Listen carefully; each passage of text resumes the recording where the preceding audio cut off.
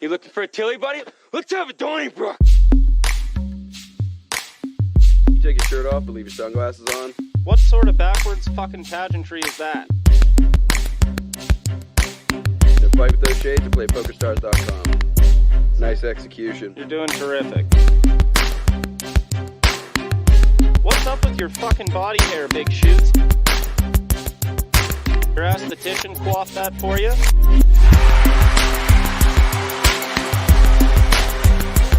Maybe if you'd ever been in a real fight, you might not be so keen for another.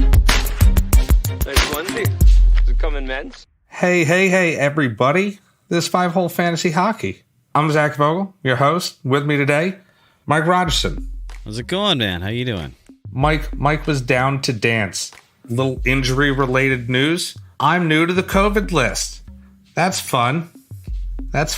In COVID protocol. Yeah, I am in COVID protocol. It happens, man.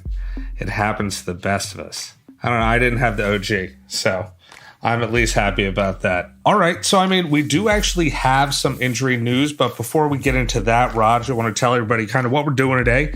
We're doing our weekend preview.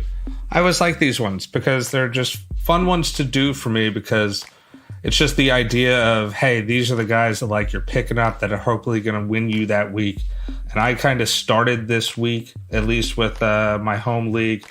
Day one, I didn't do shit. I had the least amount of points in the league, which is not normal. We're gonna have the weekend preview. We always do our injury report first.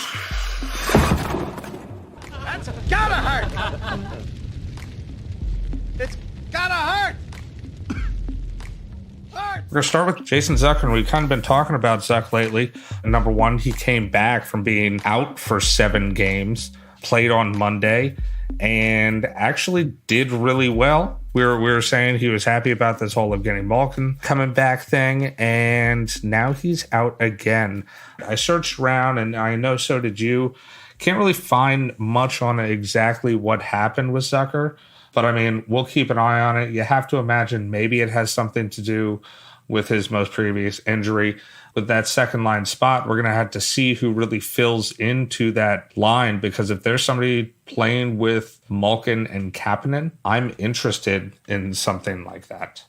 Yeah, we like that a lot. Especially the way Pittsburgh's been playing too, right? They've been rolling all season long, really. But I didn't see what happened there. But yeah, he was out for a bit and came back. He got 2 goals in his game, and then like a good comedian, he left on a high note. So I think the question is, though, Raj, who do you think is going to take that spot? Do you think it's someone like Dan Heinen, or do you think they can move Evan Rodriguez from the right wing and possibly maybe see how he does on the left wing, considering he has played with Malkin? You know what I mean? He's played with him before. Well, we'll see. If there's one thing Pittsburgh has experience in, it is shuffling lines when there's injuries. There's no team that's had to do it more in the past 5 years than them. So Kapanen, I have on our list to talk about a little later, but I think he's going to see a little more time. And they do tend to enjoy themselves some Teddy Bluger from time to time, but we'll see who they pick this time. One thing about Pittsburgh is they have shown this year actually are pretty deep. You know what I mean? They are pretty deep. When everybody's healthy, they're great down the middle. All right, moving on. Ryan Hartman, we saw this, and I was a little bit worried, but it's just non-COVID illness. He's actually going to be traveling with the team, questionable for tomorrow for the most part, but we'll see. He very well may play if he's traveling with the team. Come down to how he's feeling. This was kind of big. It was the Dmitry Orlov hit on Nikolai Ehlers. Did you watch that, Raj? I saw just on my phone. I haven't seen it on a nice big screen, but it didn't look too good for Ehlers. Obviously, it didn't look too good to the league either, because Orlov is out for a couple of games. Yeah, Dmitry Orlov got suspended for that hit, and it was, it looked dirty. It did. I'm not going to lie. Yeah. It looked dirty. The first thing that I thought when I saw it was he reached his leg out there, to hit him on the leg. It looked like a dirty play. And I don't really see Dmitry Orlov as that kind of player. I know that he's a hard hitting player and he's not going to give you an inch, but I've never really seen him as a dirty player. So I was surprised when I saw that. But Nikolai Ehlers is out. And I mean, his knee looked like it bent the wrong way. He's on IR, so he's got to miss at least 3 games. So yeah, like you said, the way it looked, it might be a little bit longer than that. One guy who's coming back on that team is Wheeler. For Saturday is their target game for Wheeler, so he's been dropped all over the place for good reason for the most part, but Ehlers missing is going to create more room in the top 6, and maybe Wheeler will come back a little rejuvenated. He might be someone to look at for next week or even as a weekend pickup, because definitely going to be some minutes missing with Ehlers out. Next up, Brad the Rat Marchand. He left tonight's game with an upper body injury, and he left only 8 minutes in, and he got hit by Garnet Hathaway, which, Raj, makes me like Garnet Hathaway even more. Like, I'm gonna send him I'm gonna send Garnet Hathaway nudes of myself. That I like him that much more now. Yeah, absolutely. You know who else I like a lot more right now is Taylor Hall with Marchand out. If he gets bumped up to that top line, look out. They're starting to score on multiple lines. I also like Eric Holla. Eric Holla looks great on that second line, man. Mm-hmm. Oof, he does. Eric Holla, man. He's been good. Poor Charlie Coyle. It just didn't work. Okay. Last up, like we've also been doing recently, new to COVID. Sorry, Raj, and I keep always saying this. Like, I'm always like, hey, sorry, Raj, but it keeps on happening to it, and I feel bad. So, sorry, Raj. JT Miller, that's your Demko. Yep. So that leaves Garland had it. Horvat's got it. Not too many good Canucks left. So I think tomorrow against the Panthers is going to be a fucking rough one. Let's call up some young kids and see how they do. Let's get some sparks in here. But always remember, Raj, it is always darkest before the dawn, my friend.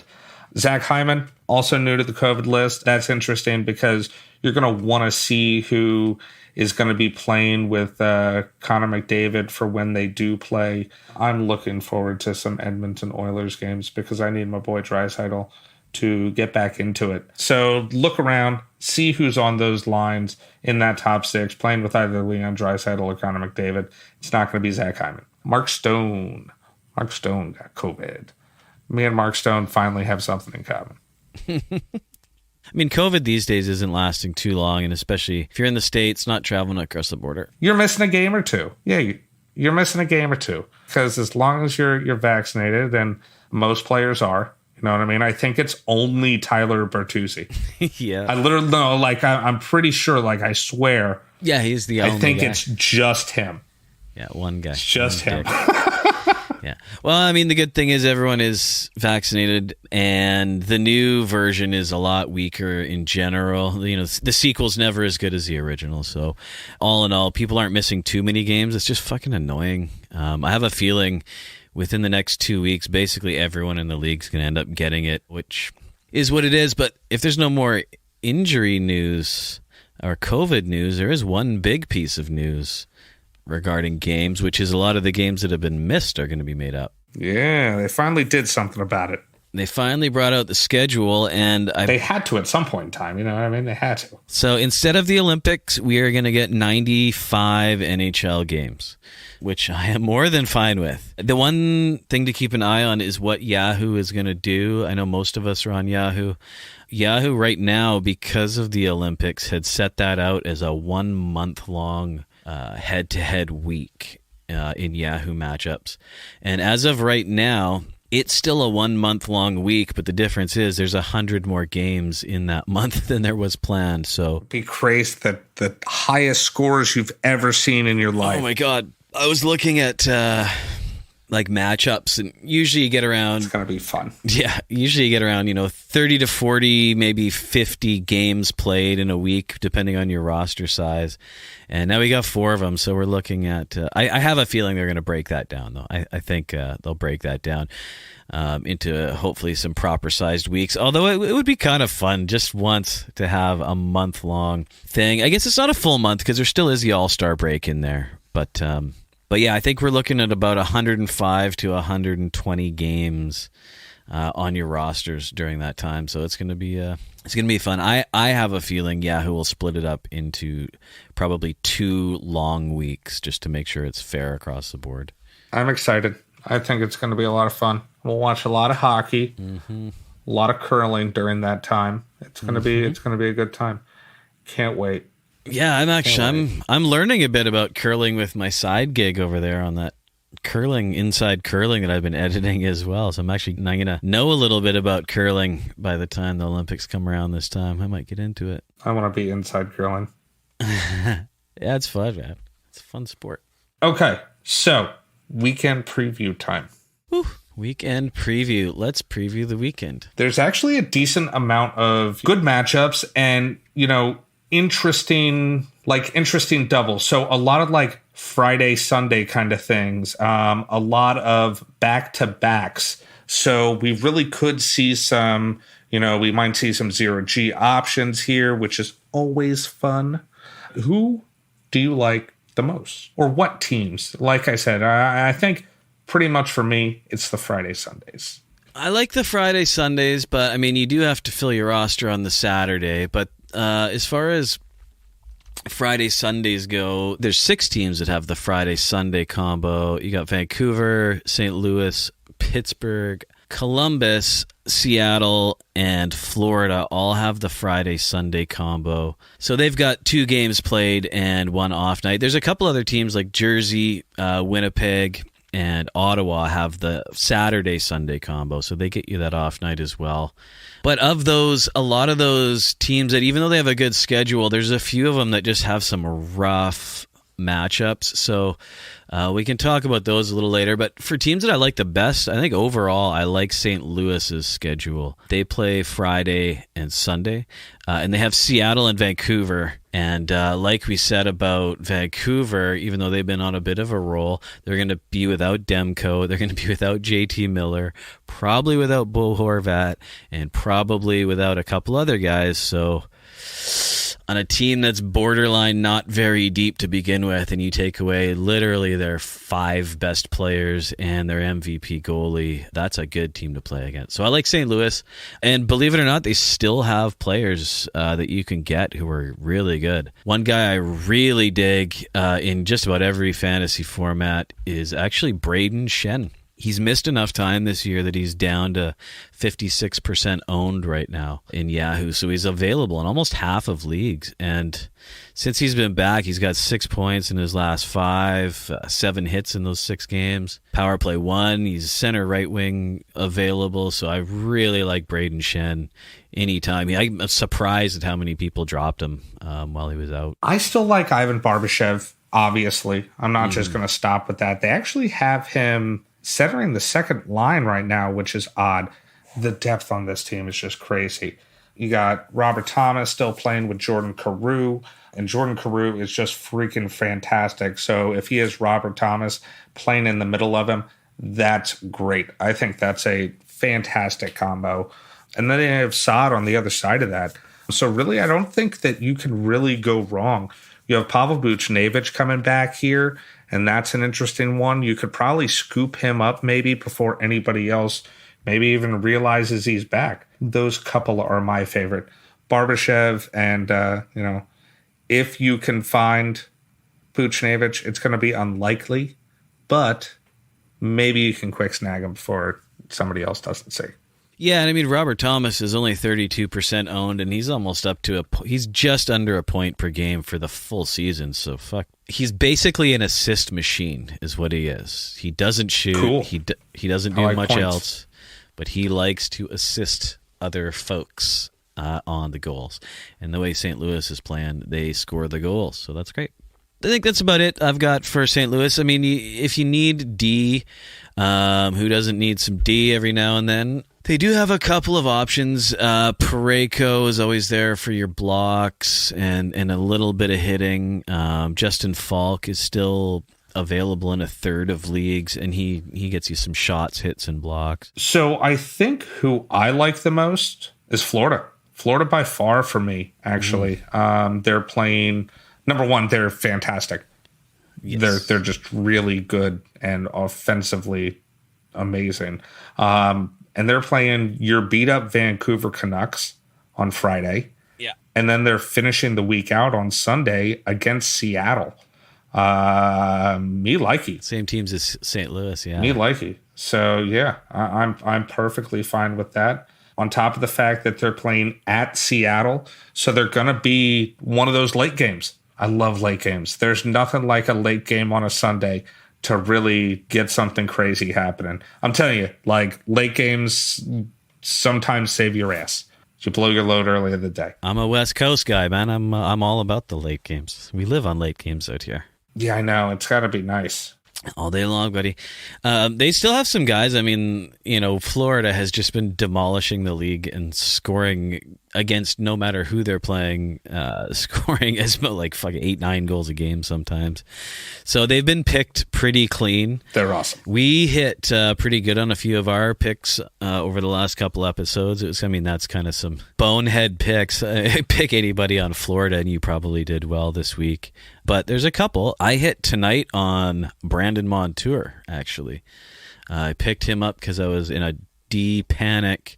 And I've always liked Brandon Montour. He's great. He picked up a shorthanded assist tonight, couple hits, 3 blocks, and the game's not even over yet. So he's an option. He's only 22% owned, so he's still available. Can you believe that Verhaeghe is still available in a third of fantasy hockey leagues? Yeah, only 67%. Ridiculous. What the crap, man? Why is Anthony Duclair higher owned than Carter Verhaeghe? This makes 0 sense to me. This makes 0 sense. I mean, I'm happy to own either of those guys right now. But yeah, you're right. I'd rather own Verhaeghe. I don't care what anybody says. Absolutely. I like Anton Lundell, too. I actually almost picked him up today. Yeah, he's only 26% owned, so he's very available. And he's playing well right now. The thing that turned me off, I think, was more the fact that he's playing with, Mason Marchment and Owen Tippett right now. Yeah. So I went in another direction. So I went the Kapanen direction. Who would you rather be playing with, Evgeny Malkin or Owen Tippett? Not too much question and there. I like Owen Tippett. That's not what I'm saying. But that's a perfect segue into another great schedule, which is Pittsburgh. Pittsburgh's got Columbus and Winnipeg on the Friday, Sunday, and what they have going for them is players that you can get. Jeff Carter. He's kind of my new David Krejci, like the guy who, when I'm like, shit, I need a couple of points. Who can I pick up who's always available? You just made me feel bad. Like, I haven't thought about David Krejci in a long time. I think about him and then you brought him up, and I immediately got a little sad. I miss him. Every time I need a streamer, I'm like, okay, let me go get David Krejci, and he's not there anymore. So I get Jeff Carter. I want to pick him up once this year, because I'm sure he's still in like the system. I want to pick him up once this year, just for old time's sake. You know what I mean? Yeah, just on an off night. But Carter, I mean, he shoots. He shoots a crap load. He'll get you some goals. He's 42% owned. He's still playing almost 19 minutes, so he's one of the big forwards for Pittsburgh. Like we were saying earlier, it doesn't really matter who's in or out of the lineup. Pittsburgh is really solidified their team this year. The last couple of years, they weren't dealing with injuries quite as well, but this year it doesn't matter who's really in there. So I think Jeff Carter's a great option. You mentioned Kapanen, who's also been very good every time he's gotten an opportunity. Do you know in that game tonight, Josh Norris had 2 goals? Yeah, dude. I love Josh Norris. You know how much I love isn't Josh that Norris. something? Ottawa has a good schedule on paper. Trouble being they play Washington and Columbus. But, I mean, with a team like Ottawa, who doesn't really give a shit about playing defense, it's a team like that can score on Washington, who, even though Washington usually ends up winning, it's a shootout with them, a lot of goals. They haven't been playing much defense either. So I do like Ottawa, and you mentioned one of my favorites in the league, which is Josh Norris. He's another great streamer. He's been doing pretty well for the whole season, but in the last 10 games in particular, he's been quite hot in the last month or so. So I'm very comfy with him. And one other guy who I picked up tonight who paid off for me already in that game as well is Stütze. The Stütze. Who is Tim Stütze? I do like Tim Stütze. Stütze.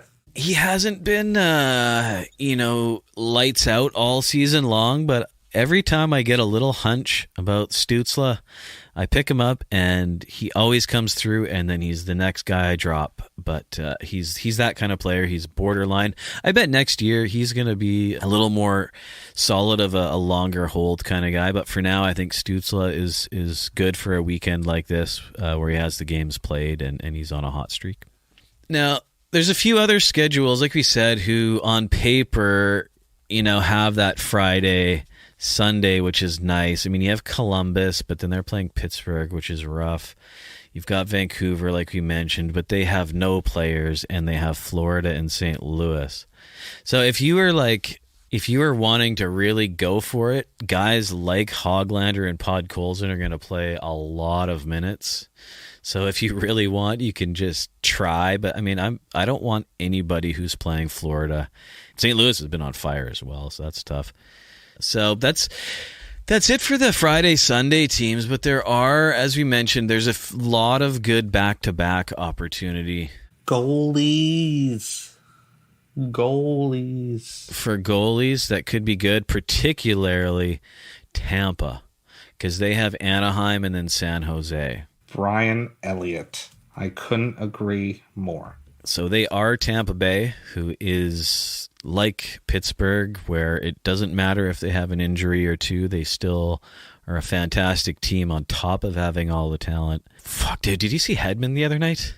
Dude basically won the Norris in one game. I mean, he played well. He's so good. He played well. Do you think she'll get San Jose? Who, Brian Elliott? Yeah. Yeah, so he's going to get either San Jose or Anaheim. Really, both of those teams can score, but Anaheim might be the easier game right now, to be honest with you. They are missing Troy Terry, aren't they? In my opinion. They are, as of right now. And Anaheim just got shut out by Pavel Francouz. All I know is he's going to get one of those games. I still like Brian Elliott in either of those games, and he is 5% owned. 5% owned. Yeah. There's one more PSA that I want to kind of put out, and that is about Kappo Kähkönen. With Talbot, he is out indefinitely, so he is not going to be playing for the foreseeable future. Kappo Kähkönen is definitely going to have to be taking a bigger role here. He's only 42% owned. So that is the starting goalie for the Minnesota Wild right now, who I just talked about how much I believe in them. Kappo Kähkönen is going to be getting a bunch of starts. They have a home-and-home against Chicago. So, I mean, I like Kappo Kähkönen moving forward in a big way. 42% owned. 42. You know what? Come on. What? Minnesota's off for 3 nights before that, so it's very possible he plays both games against Chicago. They have 3 nights rest before that, and a couple days off after that. That be something. So, I mean, 2 games against Chicago, that's pretty sweet. So that's a good one. If you want to see the most bipolar schedule of the back-to-backs is the Islanders. They have Arizona one night. Great if you can get that goalie. But then they have the Leafs the next night. So shitty if you have to play the Leafs for a goalie. So if you can figure out and get whoever's playing Arizona for the Islanders, that might be a look. But like I said, I don't think you want to be the Islanders playing the Leafs this year. Well, as far as goalie-wise, you're not getting either of those goalies. They're both over 90% owned, as I recall. That's true, yeah. Even Sorokin's 90%. People love them some Islanders goalies. Unless you want to pick up like Vemelka or something from Arizona. Nope. And that's a big no thank you. That's a big no. I don't even say thank you for that one. That's just a straight no. That's just a hard no. That's offensive. Hard no, hair flip, turn around. All right, but yeah, I mean, in all honesty, I think that Brian Elliott is, a big one for me. But my number one far and away is Kappo Kähkönen. I like Kappo Kähkönen already as is, and if he's going to be getting a ton of time, and he's automatically, going to be playing Chicago here, and he might be playing Chicago twice because that is a feasibility. I like him. Another potential option, Carolina does have a back-to-back. The first one's against the Rangers, which is pretty rough this year. The Rangers have been on a rip for most of the whole year, offensively, definitely. But I think that'll probably go to Anderson. So I think, and then I don't even know who Carolina's backup is right now. Antti Raanta. So Antti Raanta will probably get the Devils, and that's probably going to be a win for Carolina. Yeah, but Antti Raanta is just coming back from injury, though, too. Like, this is going to be his first game back. He hasn't played since New Year's Day. And in that game, he gave up 3 goals on 9 shots. That's rough. That's not very good. So this is going to be Antti Ranta's first time back. Now, I like Antti Raanta, don't get me wrong. But these other goalies that I talked about, they're just way better options. Oh, for sure. If that's all you have for your option, then okay. But it's hard for me to believe that Brian Elliott isn't an option in your league. You know, at least Kappo Kähkönen is just around 50%, just under 50% owned. So he's available in most, but Brian Elliott's available in damn near every Definitely league. go for that. I'm still comfortable. Jersey has been on a terrible slide lately. I mean, they just got hammered by Arizona. They lost 4-1 against Arizona, and they lost to the Islanders and Columbus before that. So they were hot for a minute, and that minute has definitely passed. So I don't feel too bad about playing the Devils right now, regardless of who the goalie is, to be honest. But I think, schedule-wise, that's really it. I think we covered some good ones. You know who I did pick up? And this is kind of the flip side of these shitty schedules, is on Seattle, I picked up Adam Larson for the weekend for a peripheral plug because they're going to get hammered by St. Louis and Florida, and a guy like Larson is going to be blocking shots left, right, and center. So that's one move I made there. I'm going to tell you a quick little secret before we go, Rog. What's that? I picked up Kapanen because he's doing something I love. 3 games in 4 days. 3 games in 4 days. You know how much I like this 3 games in 4 days. He plays, they played tonight, tomorrow, and then Sunday. So if you were able to pick up any of those players, Seattle has 3 games in 4 days. Hopefully you picked up McCann. Florida also has 3 games in 4 days. So I would hold on to that Brandon Montour if I were you throughout the weekend. Just saying. I would like to tell you a little story about the Florida Panthers, who have shot 40 times and scored 6 goals while we've been recording this episode. So they are not slowing down. Their game's not even over yet. And they're so good. I think Connor McDavid's about to go on strike. Oh, man. They're playing the Oilers tonight, Florida against the Oilers, and as of right now, it's 6-0. Obviously, McDavid and Draisaitl haven't done anything. Koskinen has led in 6 goals on 28 shots. Whereas Bobrovsky has saved 40 of 40 against the Oilers. And Koskinen's unhappy, too. He feels like he's getting thrown under the bus. He's getting thrown under the bus, and we've all seen the McDavid and Draisaitl clips, the pissy pants clips at this point. And they've been trying not to throw their own goalie under the bus. They've done a really good job of trying to stick together as a team, even though it's very obvious what the issue is. I'm starting to get the feeling that I don't know how much longer, and it's not a new topic, but I don't know how much longer McDavid and Draisaitl can put up with this. How do they not just stop everything and get a fucking goalie for Connor McDavid? No, it should be no matter. I know this is way off topic at the end of the episode here, but it should be no matter what it takes. Edmonton is a pile of shit. They should take Tyson Barrie. They should take whoever anybody wants and just say, look, we will give you anything you want outside of those 2 guys for any reasonable goalie. It's out of hand here. 28 shots, 6 goals. Barkov's got 2, Bennett got another one, Duclair got another one, Verhaeghe got another one, and Owen Tippett got another one. Toho! Oh, man. How many calls do you think the Oilers are getting right now? Just what would it take? It's their own fault. Everybody's heard my rants, and it all stems around their horrible contracts. That's their problem. It just is. 100%. That's the problem. Horrible contracts. And Koskinen is one of those horrible contracts. I know. Really bad. Really bad. As far as contracts go, overrated. at least the people that make a ton of money, your Leon Draisaitl's and your Connor McDavid's, they deserve a ton of money. He does not. Okay, Raj. So I think that just about does it. Real quick, just so everybody knows, you can get a hold of us on Twitter. Follow us on Twitter at FHF Hockey. As always, you can come, join the Discord. A lot of fun, lots of hockey talk, a little bit of everything on there. I think we're good to go here. Rate us on Spotify now. I'm gonna go rest up. Yeah, you go rest up your COVID junk. Get well. All right, guys, I appreciate you hanging out with us tonight.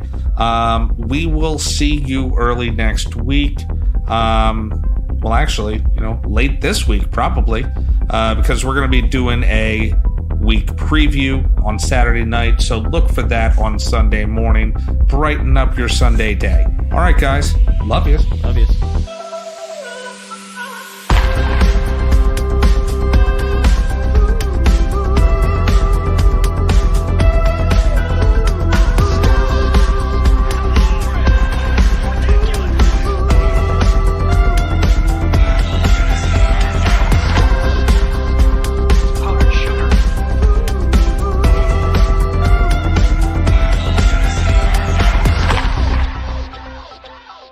Adios, turd nuggets.